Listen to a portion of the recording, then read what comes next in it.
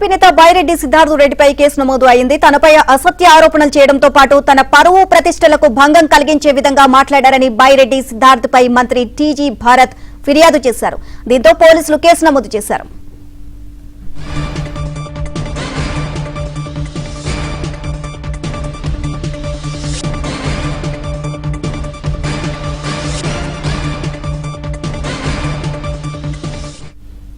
YCP నేత బైరెడ్డి సిద్ధార్థ రెడ్డిపై case నమోదైంది. తనపై అసత్య ఆరోపణలు చేయడంతో పాటు తన పరువు ప్రతిష్టలకు భంగం కలిగించే విధంగా మాట్లాడారని బైరెడ్డి సిద్ధార్థపై మంత్రి టీజీ భారత్ ఫిర్యాదు చేశారు. దీంతో పోలీసులు కేసు నమోదు చేశారు.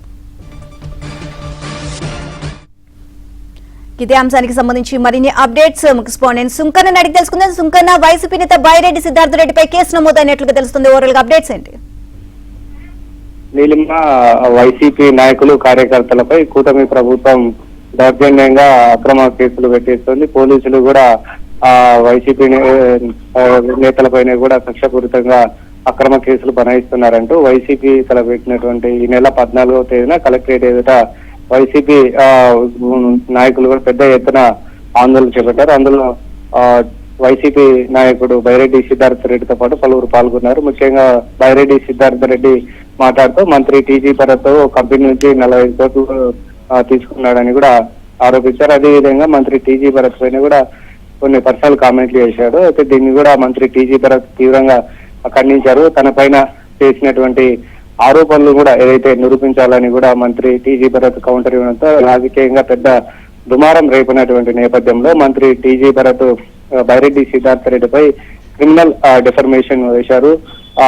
కర్నూలులోని పీఠం పోలీసులకు కూడా మంత్రి టీజీ భరత్ స్వయంగా తన పరువు ప్రతిష్టలకు భంగం కలిగేలా బైరెడ్డి సిద్ధార్థ రెడ్డి మాట్లాడారు. అదేవిధంగా ప్రజలను రెచ్చగొట్టే విధంగా భయభ్రాంతులకు గురి చేసే విషయంగా కూడా వ్యాఖ్యలు చేశారు. కాబట్టి అతనిపై చర్యలు తీసుకోవాలని కూడా మంత్రి టీజీ భరత్ ఫిర్యాదు చేయడంతో మంత్రి టీజీ భరత్ ఇచ్చినటువంటి ఫిర్యాదు మేరకు కర్నూలు 3 టౌన్ శేషయ్య విచారణ జరిపి ఏదైతే బైరెడ్డి సిద్ధార్థ రెడ్డి పైన కూడా పలు సెక్షన్ల కింద కేసులు నమోదు చేశారు. చట్ట ప్రకారం ఏదైతే కేసు నమోదైంది కాబట్టి తదుపరి చట్ట ప్రకారం చర్యలు తీసుకుంటామని కూడా పోలీసులు చెప్తున్నటువంటి పరిస్థితి. మొత్తం మీద చూసుకుంటే బైరెడ్డి సిద్ధార్థ రెడ్డి పైన కూడా అయితే కేసు నమోదైంది కాబట్టి తదుపరి విచారణకు పోలీసులు విచారించాల్సి ఉంటుంది. సో బైరెడ్డి సిద్ధార్థ రెడ్డిని పోలీసులు ఎప్పుడు విచారిస్తారు.